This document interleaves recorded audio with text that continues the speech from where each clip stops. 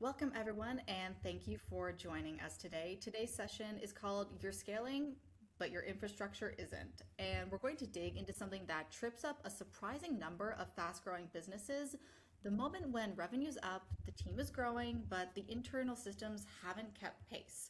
Before we begin, a quick note, everyone attending today will receive access to the Growth Infrastructure Framework. It's a practical guide outlining the core operational components companies need at different stages of growth that we're going to be covering today. And you will receive that guide after this session in a follow-up email. Today, I'm joined by Andria, founder of A Bigger Bottom Line, where she helps growing companies that build the aligned finance, HR, and operational infrastructure they need to scale without breaking. Andria, thank you so much for being here. Yeah, glad to be here. Thanks for having me. Of course. So before we begin, would you mind just taking a quick moment to introduce yourself and what drew you to work with businesses that are scaling?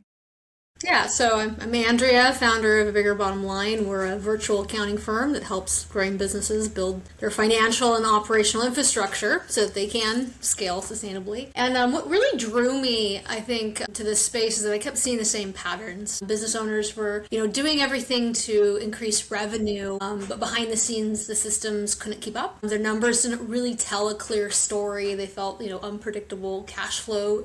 And just felt like they were making decisions without real visibility. So they were kind of making instinctual decisions based on maybe how the business used to be, instead of really having facts, fact-based decision making. And I realized that, accounting really isn't just about compliance. A lot of people think, accounting, bookkeeping to get the taxes done. But it's really the backbone of how businesses operate.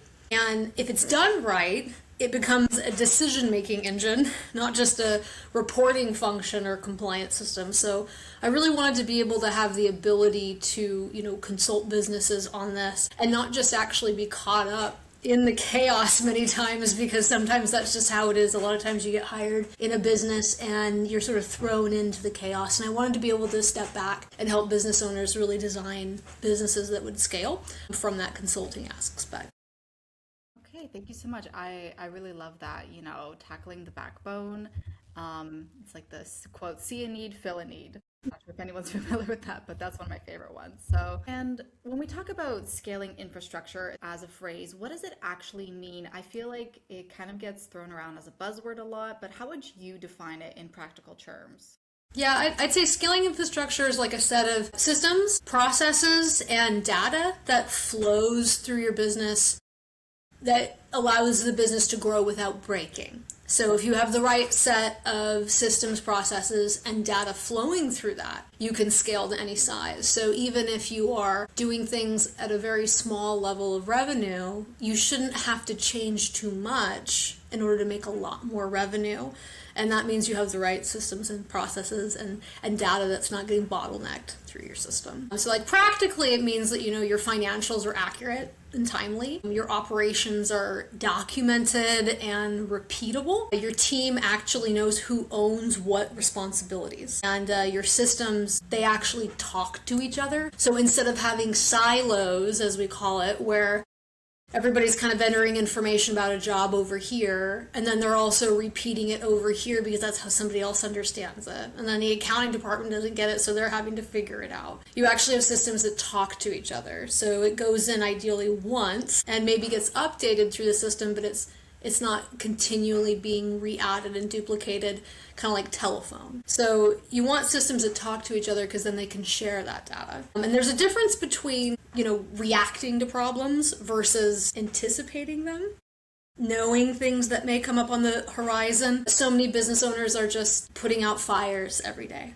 They only know how to react. And, if you can step back and build systems and processes, you're anticipating what's going to come because you see a pattern. You see things are happening the same way over and over again. And there's also a difference between guessing and making data-driven decisions. So that's what this allows you to do. And I think too many times business owners feel that they have to have all of the answers. They're leaders, they're guiding people, and they're selling to their customers, and there's this feeling that they need to have all the answers. And so I think too many times they're guessing at what those answers are rather than truly seeking out what the truth is so that they can fix it. Because sometimes you just get stuck in that role.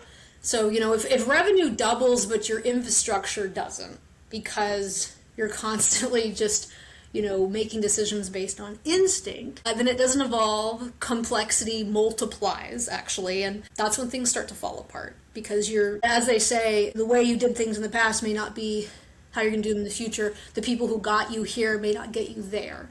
The way you start your business with instincts and doing it, right away with easy tools isn't necessarily how you're going to scale the business. So there is a mindset shift that has to happen there. But that's what scaling infrastructure means. You want systems, processes. And if you have the right ones, then the data flows through them all almost seamlessly so that you can focus on making the real decisions from this information. Agreed, definitely. It's what you need to survive at the beginning of a business is not always what you need to thrive as you keep going on. And I really like that term. And so it's a really great breakdown of it. And why do you think that finance, HR, and operations tend to stay, as you say, siloed in growing companies? Like most business owners, I don't think are intentional with creating disconnected systems. So how do you think that happens? No, I agree. It's definitely not something done intentionally. I don't think any business owner sets out to, intentionally have people doing duplicated work, not having the right hand talk to the left hand. Early on, I think it's the owners doing everything. The tools are added quickly to solve immediate problems. That's what's usually happening, right? And then the different departments are evolving independently from each other. So the thought process is, I'm a busy owner. I'm going to start doing things this way. Oh, I'm busy. Let me get an assistant. So now I got an assistant wearing many hats, but I don't really want them to know how much money we're making in the business. So I'm not going to share them with the accounting system. I'm going to get somebody else, get my CPA or somebody else to do the taxes and stuff. That might be too high level for them. But my assistant doesn't really know how to do the work of the company. So I'll hire somebody else who actually has maybe a degree or experience or whatever it is in actually doing the work. And I'm sure my assistant doesn't really know everything. So I'm not going to share everything with my assistant or my CPA about how to do these things. And then suddenly, some years down the road, or even in a short period of time, the person you've hired to help you with work is not communicating to the assistant, assistant's not communicating to the accounting department, it's not communicating to payroll, and now everybody has a different way of doing things that's working for them, but then you start noticing the cracks when one person leaves and nobody knows what they were really doing. And you start finding you have to now rehire that person, and you don't even really know what hats they were wearing.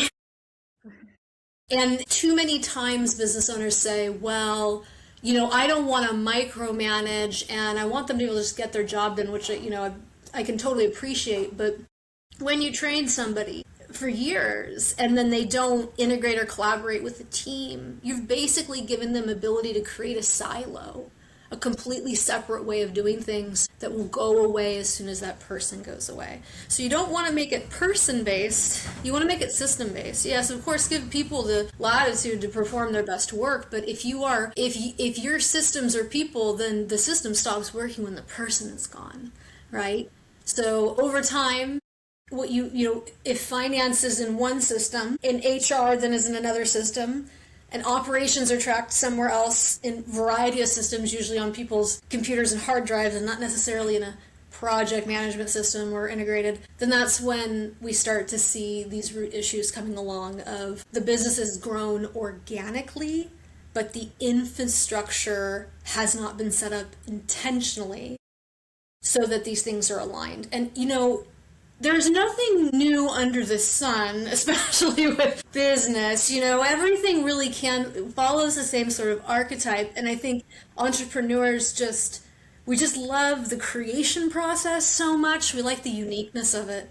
That there's just this adverseness to, thinking it's going to be different for me. I don't need to do the same infrastructure. But if you're intentional with infrastructure and you really think about, hey, I want to begin something that's going to grow and thrive and scale, that eventually I don't have to do everything every day. So that gives me the freedom to have more time in my life, have more money in my life, eventually even, think of the end, begin with the end in mind, maybe sell the company. Even if you don't sell it, The steps you will take to just have more time and money are the same steps you would take to sell it. So you've got to be thinking, how do I create a system and machine that everybody on the team would understand? Because all you have to do is step out for a few weeks to a couple months to see if you own a job and your people are job, or if we're all plugged into a system. So yeah, we want to get away from, every business I think is kind of grown organically. That's how it's fun, that's how it starts.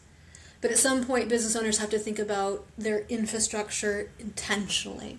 And you can align why you would do that with your ultimate goal. I mean, what's your end game? Are you going to work 60 hours a week for the rest of your life? Or are you not going to be able to make enough money because you're doing it your way? You know, the whole concept of like, well, I can't trust anybody to do it as good as me means you own a job and you'll only ever make so much money at that level. But if you can, have infrastructure and you can have systems with people who understand the flow, then really with nimble teams and the right systems, you can make a lot more money without having to take on as much overhead, etc. So, I mean, that really is the goal. You just need to know what you want. But yeah, intentionally versus organically. I can definitely relate to finding out that one person wears so many hats. I've had the situation where I've been hired into a role and they say, this is the job role. And then I go over previous notes and everything. And I'm like, oh, this is so much more. And so Yeah. we're learning because the flows weren't in place. And it just takes so much more time and effort. And it kind of brings me to my next point of like the cost of misaligned systems. For me, in my personal case, that was a big mental load to carry. And I did a lot of time in that job role. And so when these teams aren't connected, what kind of problems start showing up? And where do you think like they usually surface first? Like at what level, or is it like all at once chaos? Yeah. I mean, the biggest, I think, thing is decision making without clarity. You're hearing a business owner, or you're seeing the business owner is not making timely decisions because they don't have clarity. You hear a lot from the business owner. Let me think about that. Let me review that a lot more. Let me double check that. I need to understand. I don't think I understand what you mean. I need to review that a lot more, to the point that they pass the point of having to make a timely decision on that, and then everybody's affected. And the real thing is they don't have clarity. They don't know their systems. They're trying to like figure out something somebody's trying to bring to them because they just have a general sense of they can't make a decision because they don't have clarity. And that shows up with like, again, with like cash flow surprises, like, wait, what? We don't have enough money to cover what? I thought XYZ. Or they're overthinking, again, making that decision because they really don't know how the process works. Or they're underthinking because they're just like, oh, I trust Sam, so we'll just do that instead of trusting the system. The projects maybe look profitable but aren't. Like you said, we've got burnout from people who are constantly putting out fires. We've got this question from the business owner or managers going, but I don't understand why they just can't do XYZ. Aren't they just doing XYZ? And then when you ask them, well, where's their job description? Oh, we don't have time for that.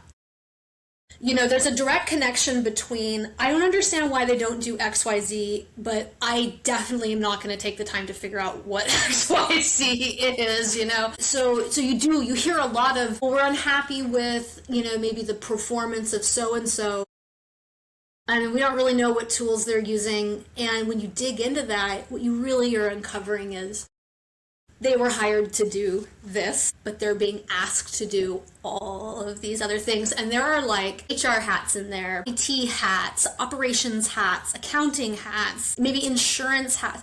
Things that, like, in the blanketing the term as project manager or assistant or whatever, we're kind of hiding all of these roles and job functionalities that are in there, and we don't want to like unpack it. So then, you're growing revenue, but you don't really know what the margin is. You're maybe throwing bonuses at people, but you don't really know why. And those people maybe don't even know why either. So there's not a connection between the growth of the company and where that's really coming from, like the efforts of the people. Many times, owners are saying, I'm making more money than ever, but it just feels like it's harder.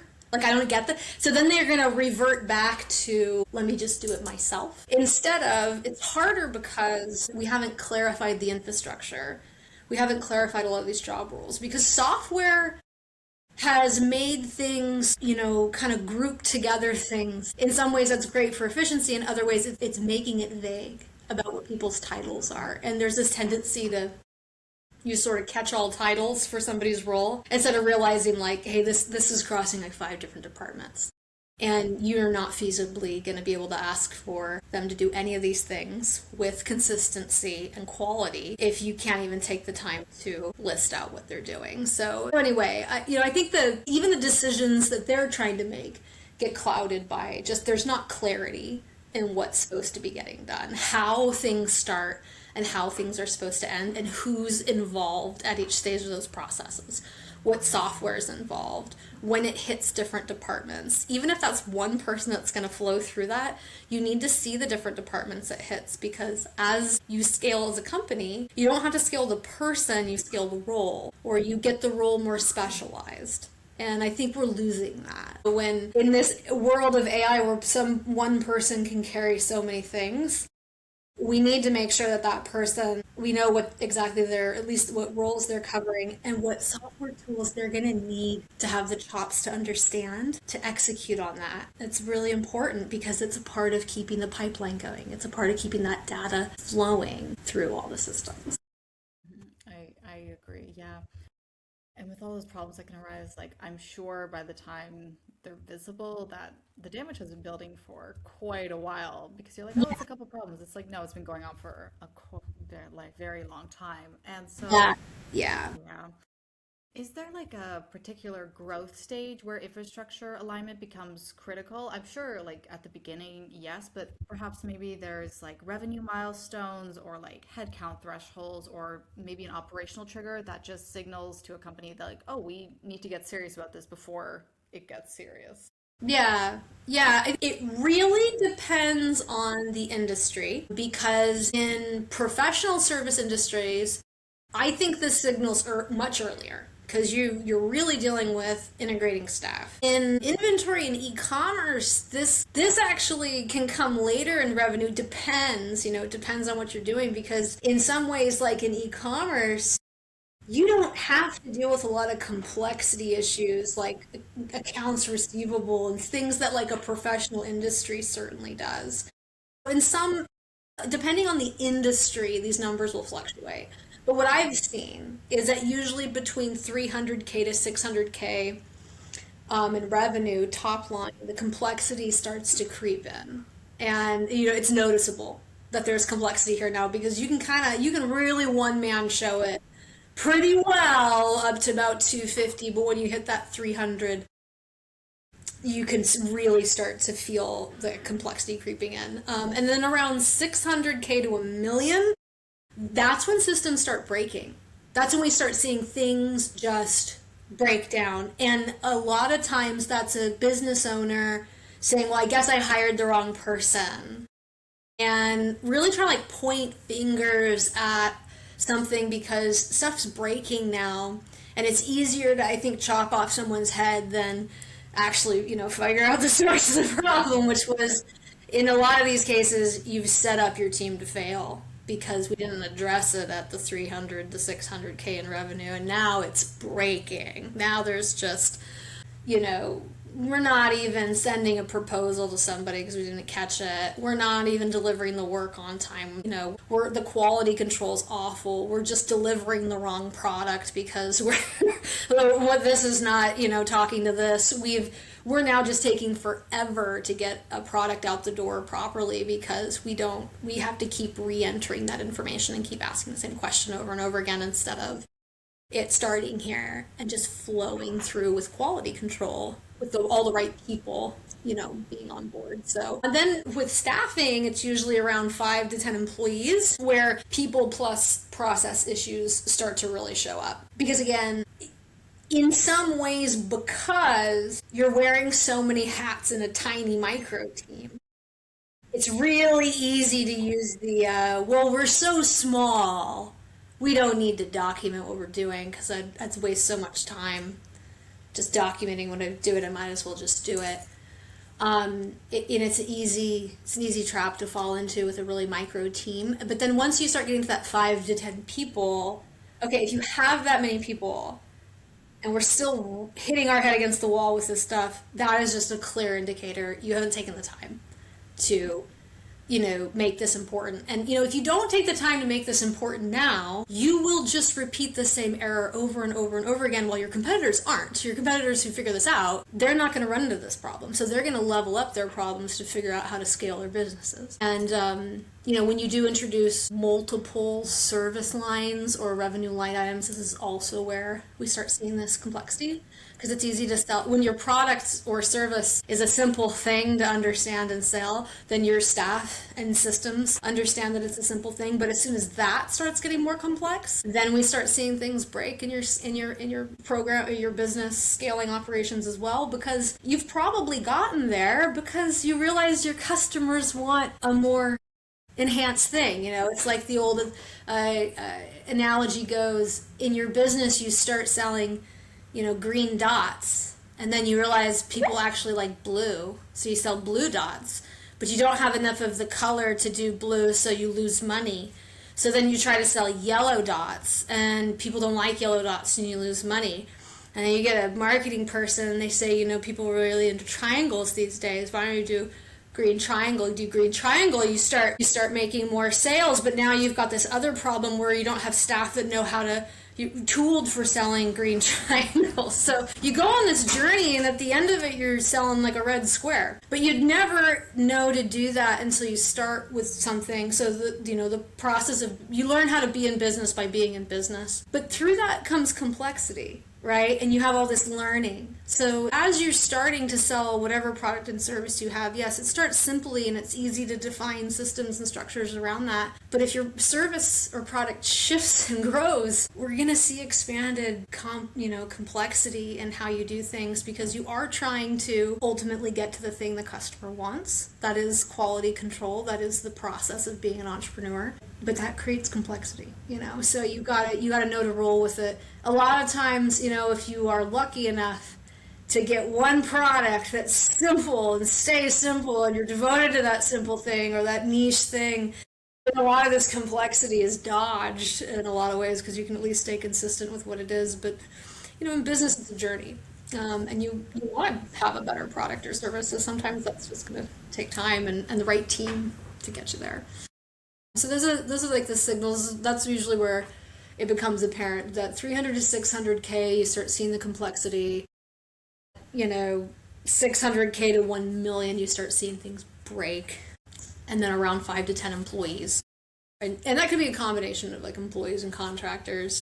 That's when it's now what you're really starting to see is John's doing the same thing as Sally. Why? Why are they doing the same thing? And that starts to reveal, because John's doing it a different way than Sally. We're not integrating our systems. We're now repeating and duplicating that same work that's creating errors. And not everybody in the team is aligned with the flow, because we're all kind of working in different departments and doing things in a way that works for us, but doesn't bring everyone together on the same page.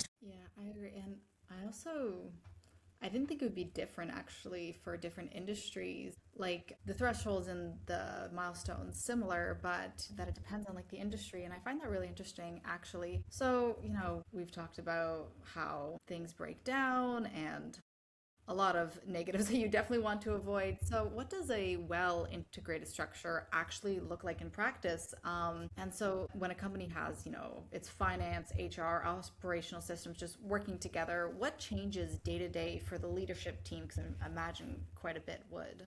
Yeah, so off the bat, when everything's aligned, it feels calmer and clearer. So, it's a lot easier to steer a boat when it's calm and clear and you can make a decision. It still might be a tough decision that day. That never goes away, business owner. A lot of times it's not like, an easy choice.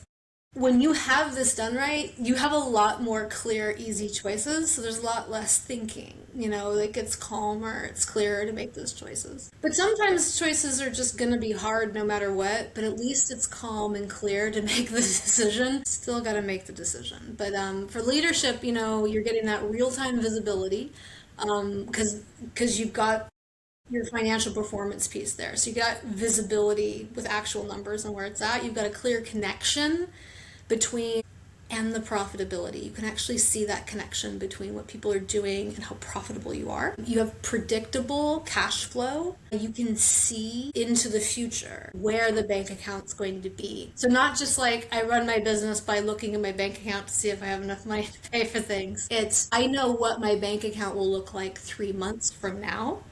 Therefore, I'm making these decisions today to either make sure it doesn't go dip in 3 months from now or to increase it because we want to be available for this opportunity. So they have that visibility into the future and they have a confidence in hiring decisions. This is really powerful because so many times business owners are just hiring to kind of, throw mud on the wall, throw money at a problem, throw a person at a problem.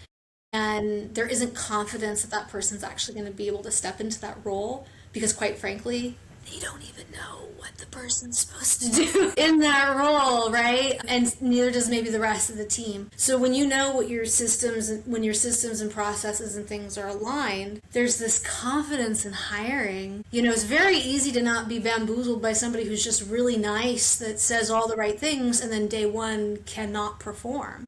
You're going to ask the right questions of that person because you truly know what the role is. And it's not going to be like, well, this is a job role I pulled off the internet or had ChatGPT put together, but then it's totally different from what they're actually going to do in our company. So you can have this confidence in getting the right person and weeding out the wrong people who aren't going to be able to fit. And, data. Yes, it looks like you've got clean, consistent financial reports. Your processes run with a lot more consistency, less intervention. So you're not micromanaging as more. You're not having to, we call it there's less of the no handback policy. So there's a policy when you set up your systems and infrastructure right, that when you delegate something to someone, you don't take it back.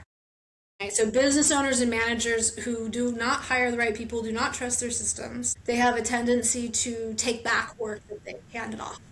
And that means we've got either a wrong hire or a wrong system in place. So when you're doing this right, you're not doing that. There's not as much intervention. You're trusting that people will work on it. Even if they get it wrong from time to time, you're trusting they're going to learn from this experience and improve on it and give feedback to the system, make it better. It'll get better the next time.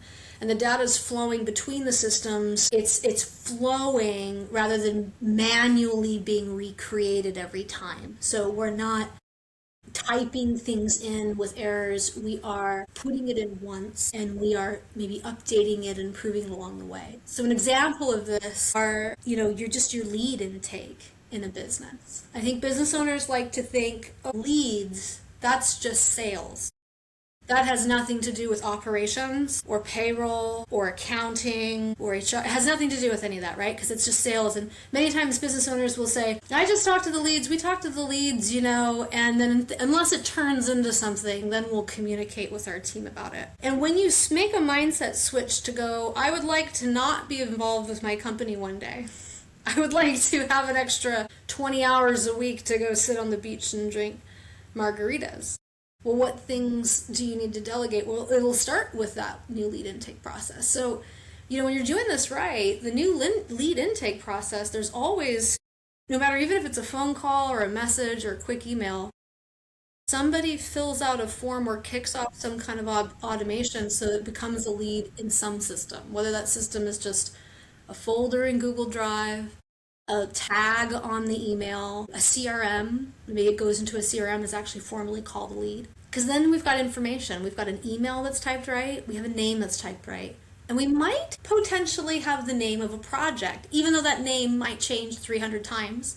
Maybe we get a number assigned to it. And now we see how many leads there are each month. Imagine that. Imagine being able to delegate the fact that there's 10 people you potentially had a connection with instead of it all just being in your head. The lead then can integrate with the proposal tool that you're using to send a proposal, which goes right into an invoice or sales order. Instead of retyping that at each stage, email, over here somebody's computer, another system that's for sale, and then maybe accounting kind of finds out about it one day, but we have to ask a bunch of questions to get it right. And then the team operationally doesn't really know where this is because they just got sporadic information. If it goes from a form and it just flows through systems automatically, all of a sudden it's going to go from lead to like money in your bank account being on a financial that fast if it's done right. And you have the most little involvement in that process, right? You could delegate that process because you can see how the data flows. And the sooner you get a lead in a system, the sooner your staff can track time against it, and so can you. So now you have this awareness instead of this instinct of like, well, it usually takes me so long to work a lead until I get to a proposal, until I get to an invoice. Now you actually have facts because you can track time against it. Now we're talking payroll, right?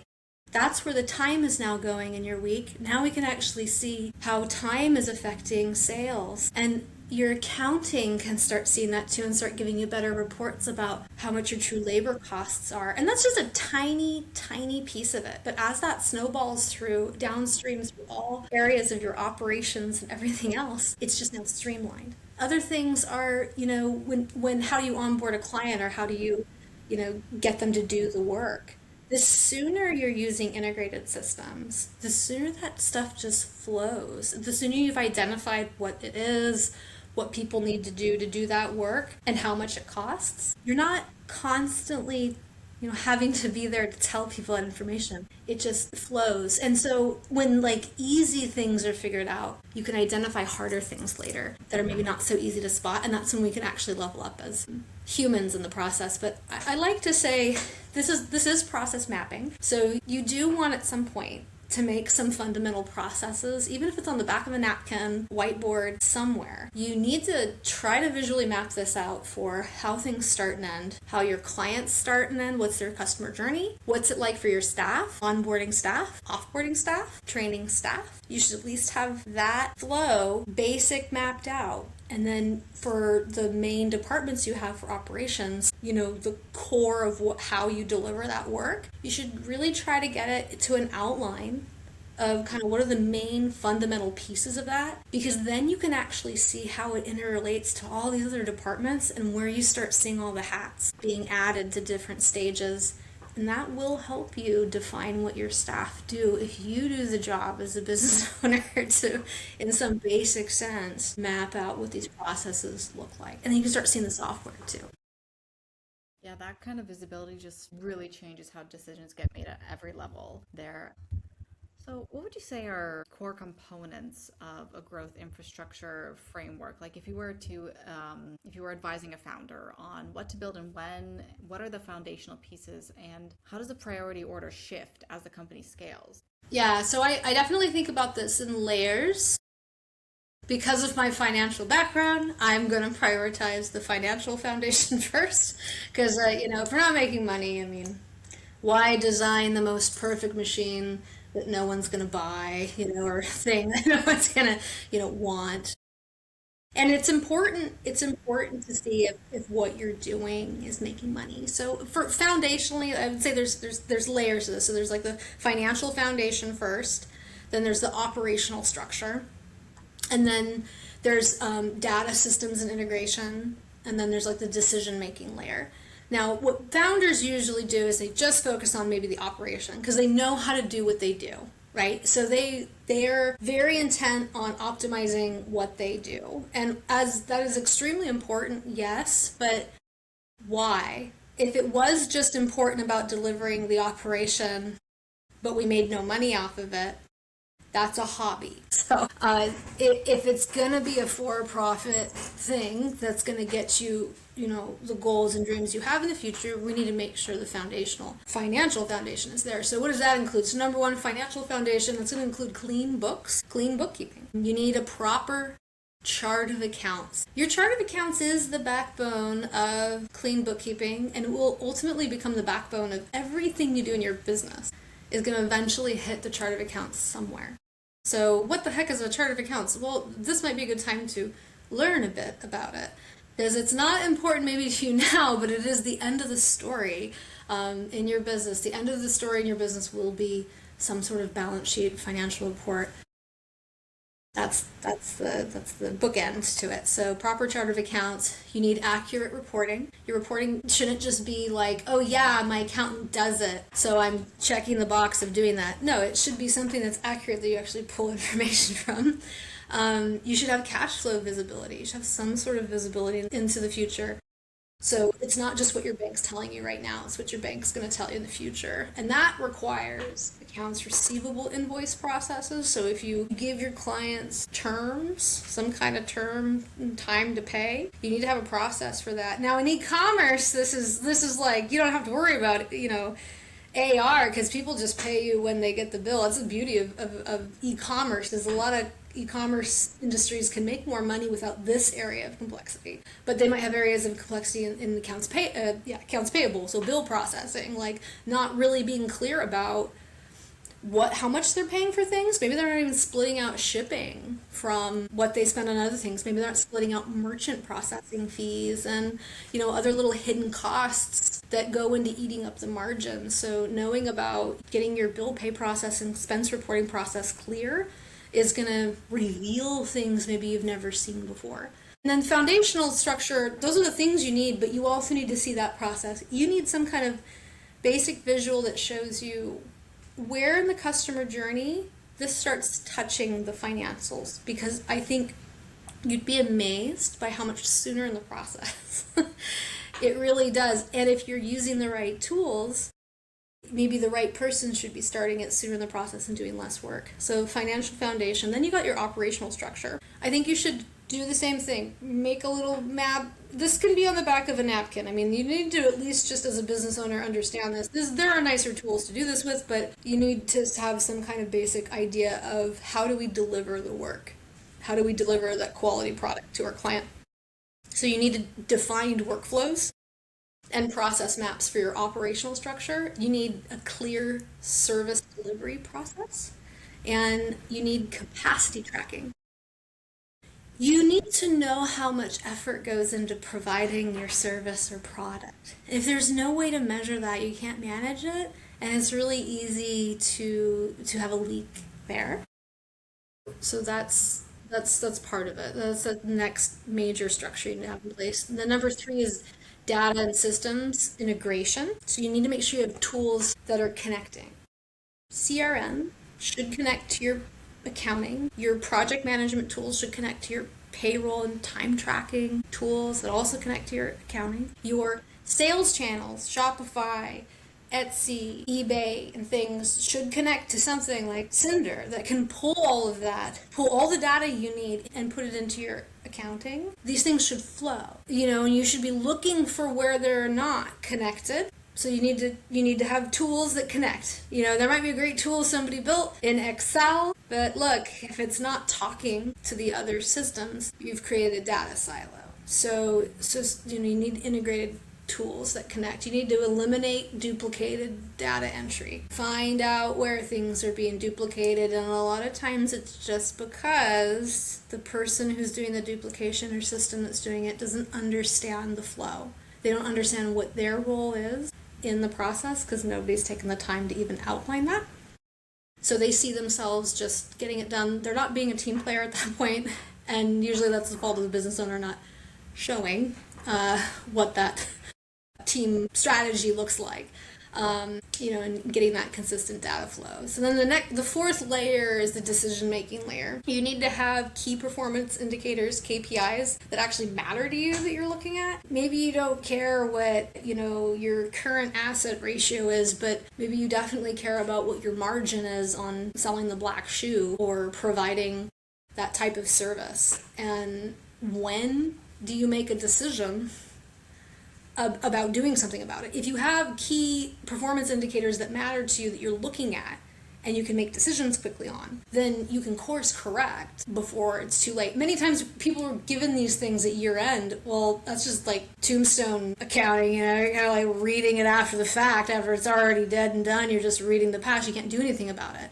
Better to be looking at these things as they're happening, because then you can course correct. You can at least choose to. You can at least start looking for patterns. And then forecasting and planning. You need to be using this information to look into the future and plan, not just speculate on why things happened in the past, and a regular review and cadence. So, as you scale, the focus shifts from accuracy of data to insightful data to strategic strategy with the data.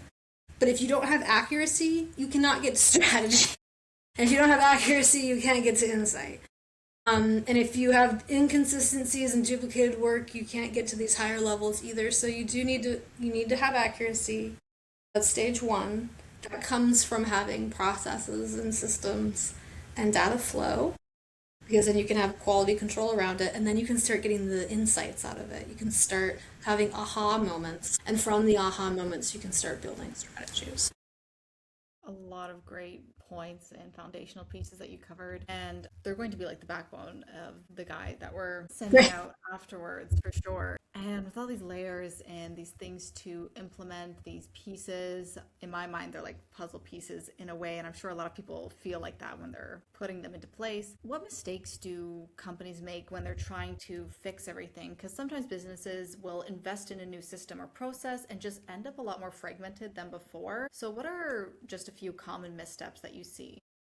Yeah, I think what common misstep is the software itself will fix everything without actually spending time on how our business works, what the clear process is for our business, what's our goal there. I have seen many times businesses recognize that if they have a problem, and instead of doing the actual foundational work to understand how, their onboarding process, how they should deliver the process, map it out in a generic way and clarify job roles in their company, instead of doing that work, they go, let's hire this person to implement this software and we'll give them weeks to do it, and then everything will just be better. And really they really just throw money at it, and they don't get at the root of the problem. They don't see what the upstream problem is, so they continue to have the downstream mess. It's, garbage in, garbage out kind of situation. Now, if you've identified these things and then you get the person to help you with the software implementation, that's when you know it's going to work, because foundationally we have a goal of where to get. A lot of the things I see is something very clear to hear is lists. That sounds really boring maybe, but I'll see inventory systems fail constantly because there just isn't a clear list of inventory items or separation between inventory to service to components. And that's it's like, instead of doing that, we'll just throw money at a system and software. Again, then we can blame somebody for it later if it doesn't work out.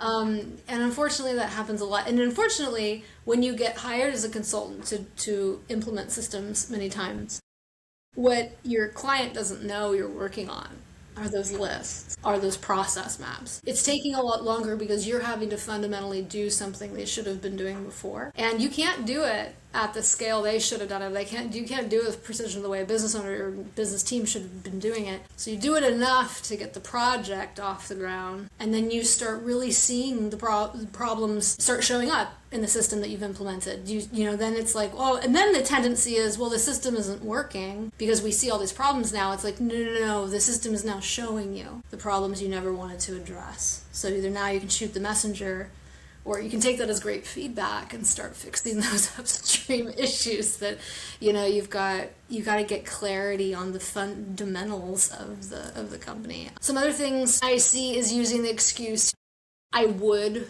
work on that, but I'm too busy helping a client right now. That seems to be the number one thing I'm told, as if I've never heard that before. Thousands of times I've been told, that sounds really good, Andrea, I would work on that, but I got to help a client right now. It's like somebody who just picks up their phone all day long and doesn't understand why they can't get any quality, meaningful work done.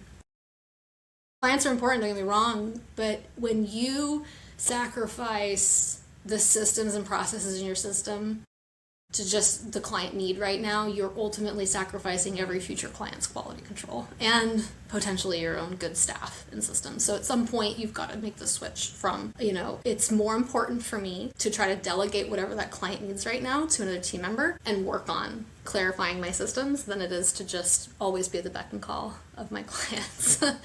And the other thing I see in companies is, you're putting too many tasks on a team member without clearly defining that that's their role. At first, assistants and people become catch-all. There should always be, every so often, every few months or so, you really should be kind of going, okay, are these moving into a different department? What hats are I'm starting to put on this person?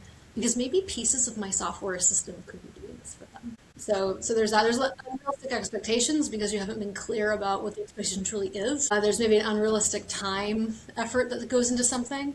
Sometimes people think things take longer because they're not actually using your system, so that can happen. You're maybe building processes on top of broken workflows, things that don't even work to begin with, and then you're trying to build on top of those things. And then you're trying to automate chaos. Like you have chaos, and then you're just trying to automate that. It just creates more chaos. So if you're not going at the root of the problem early enough, the automation is helpful. You're just scaling problems. When scaling is done right, you've done this foundational work, and you put automation there, and you scale, more money and less chaos. When you don't define ownership of what people or systems and software is supposed to do, then people don't take ownership for it. They'll just become yes men and tell you what you want to hear. It's kind of like AI right now, right? AI is just very kind to you. Yes, I'll do that next. And yes, I'll do that next. Yes, we can totally do that. And sometimes you really need someone that's going to say, no, I feasibly cannot do that today because I already have 12 hours worth of tasks that you've added to my list today. As much as I want to do that, I physically can't. Where could be in my task list? Change some things or help me determine what's the top priorities here. Because maybe, it comes back to the quadrants, the 4 quadrants. So the urgent and important but not urgent, not important but urgent, and not important and not urgent. And so many business owners have too many things in all of these boxes on all of their staff and don't know how to prioritize what they should be doing. So everything's important, everything is urgent, and that's how you're going to burn everybody out. If you can identify the priorities, the hierarchy of things, then you can start getting to more realistic expectations and standards of what your staff should be doing. And you can start seeing where things on your plate really should maybe not be urgent and important for you, but should be urgent and important for somebody else on your team, because you just can't get them all done in one day or feasibly in 1 week. And so the more you have clarity on that, the more you'll make better decisions. And maybe it's not your people at all. Maybe it's just the way your systems are not integrated together, or you just don't even have the right systems. Yeah, I'm sure their intent is right, but just the execution can potentially create a few new problems and things like that. Yeah, it's most of the time when I do this exercise with business owners, and I really drill them. I'm like, you seem upset with this person, but you haven't been able to tell me yet what they do exactly. You've given me kind of a general. Are you 100% sure that's what they do? Do you know how long that stuff takes? It's always very vague. And so that's the enemy of scaling. Wherever something's super vague, just think of it this way as a business owner. If it's vague, you can't delegate it. It's your problem forever. If something is, don't really know how it works, kind of vague, guess what? You get to deal with that visceral problem that's hard to put your finger on forever. So clarity is what allows freedom to happen, because you face it, you clarify it, and then we realize, oh, you know what? Some of these things aren't as important as I thought. We can either put them off to later, have somebody else do them, so that we can focus on the top things that are a priority. This is where not having perfection comes into play, not trying to be overly perfectionistic, trying to really focus on what are the top most important things I should be doing. Because when you knock those off the list, other things can level up and become, a higher quality at that point. But if we don't have clear financials, we don't have, clarity in our numbers, we could be working to make super quality control on something that's eventually going to go bankrupt. And that's not, you'd want to course correct before you made that mistake. Or putting a bunch of trust into one person who seemingly is doing a great job for you, only to leave your company because they got a better offer somewhere else, or they got sick and can't do it anymore, or whatever.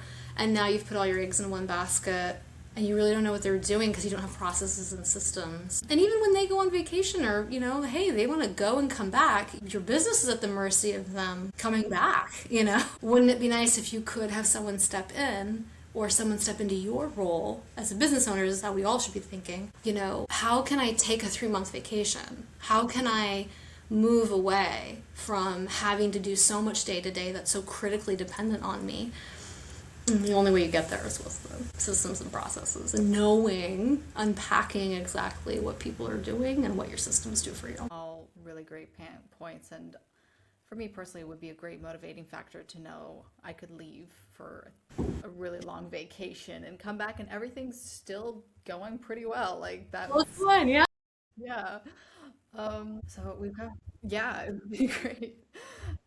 So we've covered a lot of great points and we're coming sort of to the end of this now. And if a founder is listening right now and they recognize that their infrastructure is behind, where should they start? Like, what's the most practical first move before overhauling everything? Clean up your books. Get your accounting clean, because you could be making these decisions based on the wrong numbers. You could be thinking it's worse than maybe it is, or you could be thinking it's not that bad and oh man, you could be doing something today to fix that before it's too late. Pretty tactically, get a list of what software you're paying for, right? So again, if you have clean books, you can just get this out of your accounting set. You can ask this from your bookkeeper, or you can make the report if you have clean books. If you have clean books, you can get insights. So get a list of your software and systems that you pay for month over month. Expense by vendor summary in QuickBooks. Look at that. Create a list of your staff and contractors that you pay for month over month. So make a list of your software systems. It's okay if you don't know them all, but like kind of the main ones that you're thinking about right now that you use day to day. What's really helpful though is if your bookkeeper gives you this, say, hey, give me a list of my, vendors. They could highlight the software you pay for and these people all in one report, pure clarity. You'd see month over month what you're paying for these things. And then ask your staff to write down what they do. Don't waste time doing this yourself, because I know you business owners, you have something, but it was probably updated 2 years ago, maybe, if you have anything at all, okay? And what you made for your staff is probably a far cry from what they are actually doing. And you need to get those two things in alignment, because they may be doing things you don't want them to do, or versus whatever the case may be. But get it from the horse's mouth. Ask your staff, your contractors, your staff. 1-page list, it can be doesn't have to be good spelling. Just tell them to, vomit on a page the things that they do, okay? And it's not about perfection. It's about, I'm listening to you. It's a powerful HR moment too, because there's nothing more cathartic and validating than somebody say, I actually care. I'd like to know what you're doing because you're valuable to me and you have worth. So it's good for both sides, right? Ask them to just write it down. The staff that don't even write it down, there's a red flag.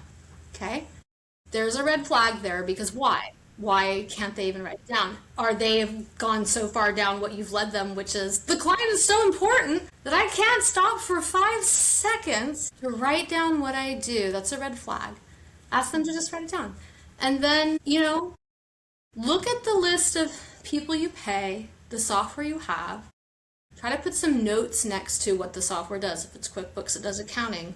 If it's, Pipedrive, it does sales. If it's Monday, it does project management. Try to look over what your staff give you and what the tools are, and then have either look over this yourself and make some assumptions, get with an advisor, and go over this data together to assess. And then or have a team meeting. Like, have a team meeting about this to say, hey, I'm seeing that you guys do this, and I'm seeing that we have this software stack. Did you guys even know we had these pieces of software? Hey, does anybody know how to use these? What's the problem? And you will get so much feedback. It can be overwhelming, yes, but it's what you need to hear. And you're gonna hear if, maybe you've been mad at so-and-so because they're not using a tool right. Maybe they don't even have access to the tool. Maybe they need a little bit of free training on the tool. Maybe there's tools out there like Synder that can help automate things way faster that you don't know about. If you have enough stakeholders in the meeting, Project Management 101, bring everybody, all stakeholders to the first meeting. people who are invested in your company, which is your staff, your contractors, you, and the tools you're using, all show up and be aware of each other. And you start to realize pretty quickly, too, who on the team is threatened by collaboratively working together versus working in their silo. And you need to be asking yourself a question: is that worth it to me in my business? Is that part of my goal? Because maybe who got me here today isn't who's going to get me there in the future. You've got to work as a team. At the end of the day, we as a team have to work with the best resources and tools at our disposal towards a common vision so that we can all get there, so we all still have a job in the future, because we're making the clients the most happy. So those are the things to do. And if that's too much to think about, just write down 2 to 3 of your biggest bottlenecks that you have right now in your operations today. And think about the 2 to 3 biggest bottlenecks. Try to figure out, is that related to delivering the product to our customer? Is that related to onboarding a new staff member? What's that kind of core process related to, those bottlenecks related to, and then try to just write out a map of what you think that process looks like. As crudely or fancy as you want. There's tools like Lucidchart, Mira.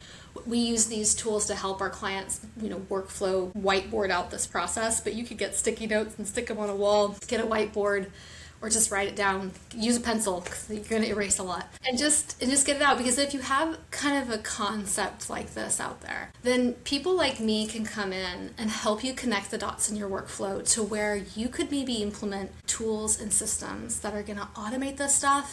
They're going to show you where certain tasks are moving into more of the payroll function or the operations function or the accounting function. And in a lot of ways, we as accountants can take over for a lot of these tedious things that you've got your staff doing that they shouldn't have to do. They shouldn't be doing. They don't have access to the tools to get them done. They should have access at the stage they need to do the work. And then that data needs to be able to release, to flow through to the other systems. This keeps you safe. It keeps the data flowing. It keeps everybody doing what they're best at so that they don't have to wear every single hat in the world. And as you grow and scale, you can see what they're doing that we maybe delegate to lower roles and what we can kind of backfill with technology in places where technology is going to do a better job, but human oversight is still needed. So we can see that, because you don't want to, it's funny, there's all these tools we used to have that had, a person that oversaw it, and they had a role for that, there was plenty of guys that worked in a stable that just, the blacksmiths that just worked on a specific thing for a horse and cart. And we don't have those people doing that anymore because we don't have the need for that. But it's bundled together into mechanics and machines that have all these multifunctioning parts. And you still, maybe you don't know all the teeny tiny little intricate ways that your business machine's going to work, but you as a business owner should at least try to step back and look at the overview, kind of look at the whole picture and see how it flows in large chunks, because that's where you can use other experts to come in and help you define what's really going on in there and pick out the pain points where something's not working and fix it so that we have more of a clean pipeline. We don't have leaks and breakages along the way, and we have the right people in the right roles doing that stuff. But clean up those books, because that'll give you numbers. You can pull reports in those numbers to get the things I talked about, what you're spending on software, what you're spending on people. And you can just be thinking about, what are the biggest bottlenecks I got? Know your pain, because then you can fix your pain. If you go to the doctor and you're like, I just feel bad, there's just pain everywhere, really hard to recommend a treatment program. But if you're really clear about your pain, there are pros out there who have solutions to that, and they can help you sort that out. Well, thank you so much for all that really great advice. And so it's been a very valuable conversation. I truly appreciate you walking us through what aligned infrastructure actually looks like for growing businesses, and just how leaders can start building it before the cracks become crises, essentially. And so for everyone who joined us today, thank you so much, first of all, and you will receive access to the Growth Infrastructure Framework. It outlines the core operational components companies need at different stages of growth, and it's covering finance, HR, operations in one practical guide, short and sweet. It's going to be sent to you right after this session in an email, and it'll give you a really great, clear starting point for wherever your business is right now. And once again, Andrea, thank you so much for joining us today. You're welcome. Glad to be here. Thank you. Thank you. Bye-bye, everyone.